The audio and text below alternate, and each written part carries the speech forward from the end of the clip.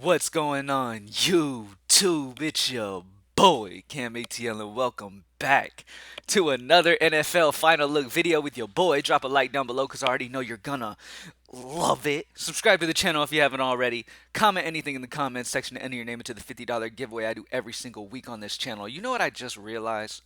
I probably look dumb as hell while I'm recording that intro. like I'm sitting here flailing my arms and shit while I'm talking. Like y'all don't even know. I'm serious about that shit. Anyways, thank you guys for joining me as always. We got the final slate breakdown for week 14. Incredibly excited for this week. We have been absolutely on fire in NFL since like week 4. It has been a fantastic season. We have been in the top 10 a million times, it feels like. I'm excited to get that very tippy top spot this week. I've really been grinding hard to get that this week, and I'm excited for it. I do have a good grasp on what I'm liking here on this slate, and I'm excited to break it down. As you guys know, in the early look, we kind of build a lineup together. We just talk about the guys we're putting in the lineup, just go off gut call in the beginning of the week, and then as the week goes on, things might change and different players might pop and all that good stuff. So I like to go position by position now in this video, and kind of do a more in-depth video of guys who are in my player pool. All right. So with that being said, without further ado, make sure you hit up greenlightdfs.com, grab the membership. Remember, take advantage of the NFL player prop tool as soon as you get in. As the week goes on and as props are added to prize picks, they're immediately added to the tool and it is immediately generated whether it is value or it's not. All right, you go on the player prop tool, you sort by value and all that stuff, and you're able to see which plays are the best value dependent on where the line is and where we're expecting where it should be, where the prize picks line is compared to where Vegas is, compared to where our projection is, all that good stuff. And it really immediately, just by a click of a button, you can know the best prize picks plays of the week. You got to jump on it early because as the week goes on, these plays adjust. Like in the early on in the week, you can catch some of these plays at like minus 23. And if you've used the NFL player prop tool, you understand what I'm saying. When it comes to value, let's say a prize picks for Kirk Cousins is at 215. Obviously, that's too low for Kirk Cousins. And obviously, the NFL player prop tool is going to have him way over. It's going to have him like plus, I don't know, 50 something. I don't know. But that type of value will show immediately on the tool. You'll be able to go over, get those entered, and then later on in the week when Cousins jumps from the 215 to the 250 or whatever where he should be. This is just an example, by the way. He was never 215, but you get what I'm saying. You'll already have him in for the lower amount. So that's what the player prop tool does. It grabs that value before it gets bumped. As we know, that's important. Grab these bumps before they happen. So make sure you take advantage of that, y'all. That's exactly where I'm going to head to as soon as this video is over and get some NFL prize picks posted up as they're being added to prize picks and stuff like that. So definitely grab the good value as it comes in. That's one of the values of having these memberships is there's so many tools to use here. You got the NFL Optimizer where you can know personally my projections. You can optimize and see like optimal lineups and for GPPs and stuff like that using our personal projections. You can look on this and know this is what Cam is thinking here. Does Cam like Dak or Jalen? He likes Jalen. Point per dollar, he likes Dak. These type of things, you can literally know exactly what I'm thinking and how I'm feeling on a slate by my projections on the NFL Optimizer, which you get access to. Same thing with NBA. You get access to our NBA Optimizer as well. You get access to the NBA Player Prop tool, all that good stuff. So take advantage. Let's get straight into this, y'all. We got a long video ahead of us. Let's go. So, starting off at quarterback, I'm leaning Kirk Cousins as my probably number one, but Cousins and Goff are my two guys that I'm definitely high on this week. Now, when you look into this matchup here, obviously the Minnesota Detroit game is not going to be a sneaky way to attack, okay? This is not a sneaky game to attack at all. Okay, this will be the game that most people should get exposure to. And if they're not, they're just plain dumb. At the end of the day, sometimes things are pretty obvious here. Now, when you're deciding, the question is, do we go Cousins or Goff? Now, if you look at the matchup, obviously Detroit's secondary is really bad, probably worse than Vikings. They, over the season, have been the worst in the league, giving up the most fantasy points to secondary. But that's not the reasons I like Cousins more. The reason I'm leaning Cousins more, if you really look behind the scenes and you look at that pass percent compared to run percent on these teams and how these teams like to run their offense. And the Lions run about 56% of pass plays. I think it's like 56 to 59% pass plays, right? Compared to the Vikings at 65% pass. So the Vikings, plain and simple, not only are they underdogs in a dome, but they pass 65% of the time compared to Detroit at only 56 to 59. So Lions like to run the ball heavier than Vikings do, straight up. So I'm going to go Cousins, and I'm going to pair that passing game on the Vikings side up slightly more. That is what I'm preferring as of right now. I'm preferring the Cousins Jefferson pairing over the Goff Amon Ra, but I love both ways. And if you need the value, because Amon Ra is cheaper than Jefferson, and Jared Goff's cheaper than Cousins. So if you need the money, then the Goff Amon Ra is obviously your way to go. You can't go wrong with either pairing, but I am siding with Cousins. Dak Prescott against Houston. The only thing you worry about here, obviously the matchups there, is blowout. I'm thinking it's Zeke and Pollard day, and it's hard to know which one of Zeke or Pollard, but I'm thinking it's one of those two guys' day here. It's more of that kind of script. Now, somebody that is popping to me that is always going to be a risk because he just seems to suck, Russell Wilson. Russell Wilson is in a very prime spot here against Kansas City, man. They're playing from behind. Um and this is just a spot that he should do well in. He should. But I mean, and he is 5'1". It's just unacceptable that Russell Wilson has left Seattle and become this bad, man. Like, I get it. His supporting cast is not great. I mean, Lockett and Metcalf are light years better than any options he has in Denver to throw the ball to. But in this situation, he should get you a decent floor. But at the end of the day, Russell Wilson even is only 500 less than Goff. I mean, I gotta side Goff. But point per salary, I gotta mention Russell Wilson because the optimizer and myself do like him as a value option for GPPs. If you're making multiple lines, probably sprinkle in a few. Geno Smith at 6'2". I don't love the game script situation here either, but Geno Smith has good pairing options. He's a solid GPP option this week. Jalen Hurts is always going to be a solid GPP option. Is always going to be kind of in that top 5 range-ish in my point per salary every single week, just off the upside potential he has for GPPs. And as you know, the Greenlight Optimizer, we try to focus in on the safety, yes, this decent floor, but also really put guys in these lines that have the upside, the huge upside to get you in that first number one spot. But Jalen Hurts is obviously amazing. This is a solid spot here. I think maybe Giants are able to keep it somewhat competitive here, and if they can, then Jalen Hurts is going to go even harder. So if the game stays competitive, that could be a big game at our Hurts. The problem is there's just other options so much cheaper. Cousins is 2,000 cheaper. Is Jalen Hurts going to score more than Cousins to where that's going to be worth it? I don't think so. But I just want to mention that. That's about it, though, y'all. I'm keeping it in this core here. I'm really down to Cousins and Goff. Russell Wilson's is interesting for GPPs. Jalen Hurts paired with A.J. Brown or Devontae Smith or whatever for GPPs as well is interesting. Um, but yeah, that's about it. You can consider Joey B. Obviously, Joey B is always an option. Very pass heavy team. Tom Brady's a very pass heavy situation as well, but San Francisco's a tough defense, tough matchup. So Trevor Lawrence has some interest as well because he's going against the bad Tennessee secondary that's given up a lot to receivers this year. So Christian Kirk could have a big game. So that's a cool pairing. But again, you're getting very cute going down there. It's Cousins, Goff. Yeah, just do it. Um, at running back. So there's many ways you could go. Kenneth Walker, I believe, is expected to play. Let me get an update on his situation here. Kenneth Walker. Oh, he did not practice on Thursday, so we have to wait. He hasn't taken part in practice yet this week, so we have to keep an eye on that. DJ Dallas is also missed, so this is going to be a bad situation here for Seattle if Kenneth Walker misses. Right now we have Kenneth Walker in.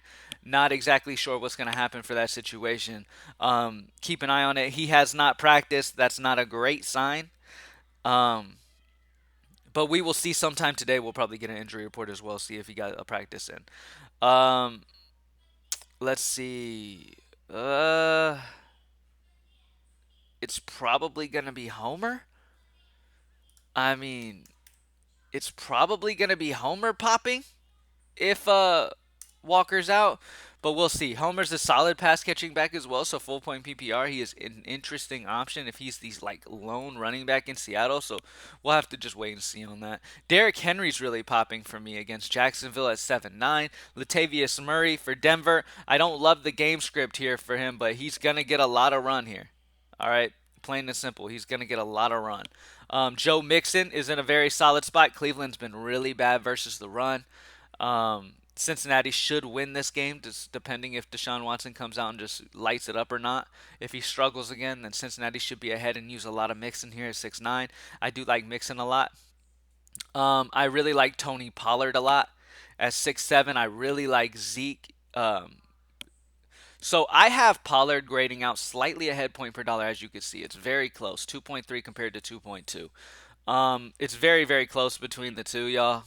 You can go either way. If you need the money, go Zeke. If you don't, go Pollard. Pollard's probably straight up the more talented option, who's got the bigger upside in the passing game and all of that stuff for full point PPR. So Pollard is who I would side with, but whatever. Zonovan Knight was getting a good amount of attention in the pass game last week. He was doing very, very well. It slowed down in the second half, but he's in a good spot. I believe their backfield's getting a little bit healthier, though. You've got Michael Carter coming back, so I won't have a ton of Zonovan Knight. Um, Running back is a tough one this week. Like, honestly, running back is a tough one this week. You can consider DeAndre Swift against Minnesota because that game in general should be high scoring. Got to expect one of these running backs get in there. Between what was his name? I'm blanking on his name. Let me find him real quick. Jamal Williams. But between Jamal Williams and DeAndre Swift, I side Swift. Swift actually got more carries last week, and if Swift is getting more carries, and he's obviously going to get more in the pass game, I really love DeAndre Swift here at 5'8". He could be very sneaky as well. Especially if you're going like the route of Cousins at quarterback. If you're going Goff at quarterback, that's fine because Swift does a lot of damage to the air, but the correlation's not the greatest. But DeAndre Swift is a solid option this week. Damian Pierce, I won't have a ton of. Matchup's not good. Game script's not good. Not going to have a ton of that. Even though he grades out decent for me, just off usage in the offense, he's going to have a ton of usage. But he just doesn't. Still, is just not the best for me. Dalvin Cook is definitely an option. If you go the Goff, Amon-Ra, St. Brown way, you can run it back with Dalvin Cook. That's fine. I much prefer to get the pass game on both sides of this, honestly. Saquon Barkley, like it's not the most beautiful slate, y'all. Isaiah Pacheco, we're going through this right now, and it's a pain in my ass to even talk about guys I like. This is the position I've struggled on this week, so I feel like honestly, like you can either look at it like this. Okay, I don't like running back, so I'm just gonna go with the best options on the slate. I'm gonna go Henry McCaffrey and I'm gonna get value at receiver because I hate the position. Or you could say, look, I hate the position, and even Henry and McCaffrey aren't the greatest projected. Look at this, 22 and 20. I mean, that's solid, especially Henry. But among the studs, I mean, they're kind of not crazy high. So why not just go value running back? So that's where I'm leaning. Maybe like Murray's a great value at 5'2", DeAndre Swift at 5'8", Foreman at 5'4". Like probably just grab value at running back and then get the wide receivers you want. Let's move over to wide receiver. So wide receiver does have a solid value I do like Chris Moore this week against Dallas. The game script will be heavy pass for Houston. Chris Moore should fall into some value here at 3-4. And he makes a lot work in your lineup. Same thing with Philip Dorsett, another value guy that'll work. Amon-Ra St. Brown, Justin Jefferson, Adam Thielen are big time guys that I'm paying attention to.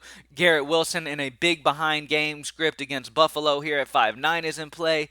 Zay Jones, I love him at 4-7. So can you notice something here? At running back, I was kind of depressed going over it. Okay? Wide receiver, I'm like lit up. Very happy right now.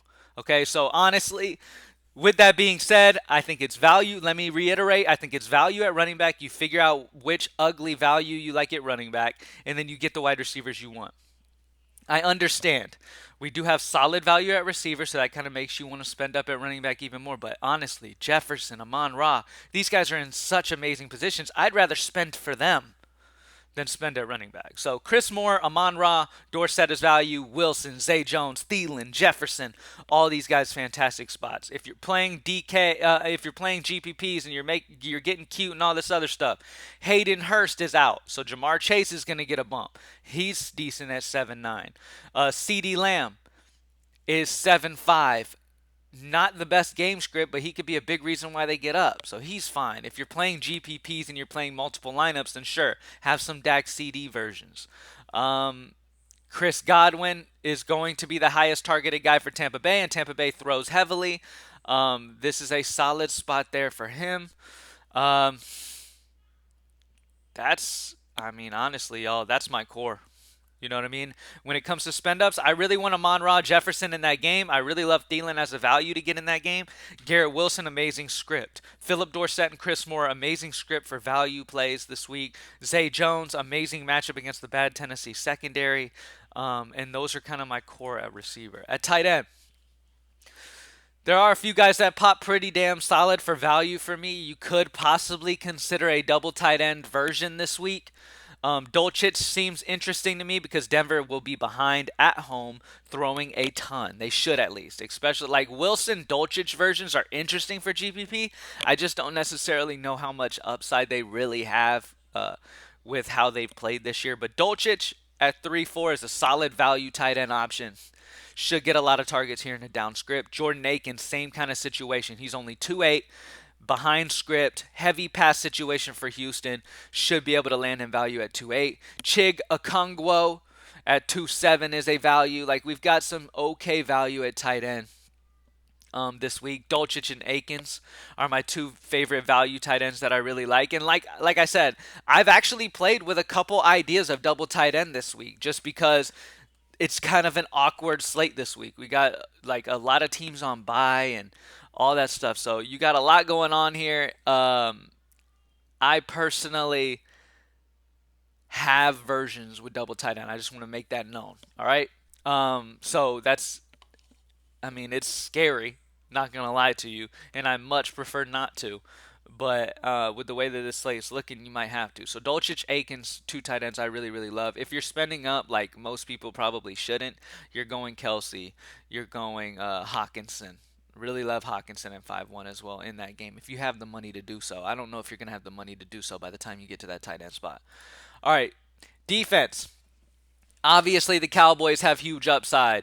Um, Denver has been so bad. The Chiefs have potential. Let's look at point per dollar. If you're trying to spend down, you're grabbing a value defense, then you can go Steelers against Baltimore at 2.8. Definitely sticks out to me with Lamar Jackson most likely missing and Huntley probably starting here.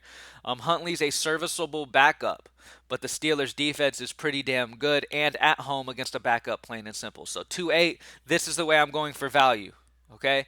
If I need the money, I'm going Steelers. If I don't need the money, the Cowboys are my favorite. It's pretty much self-explanatory there. That is what I'm doing this week.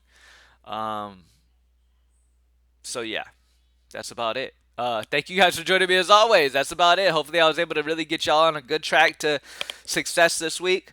Hopefully that Detroit Minnesota game scores like 60 something points. That'd be awesome. Over under, I'm going over regardless. I think that game is gonna be crazy high. At least it should.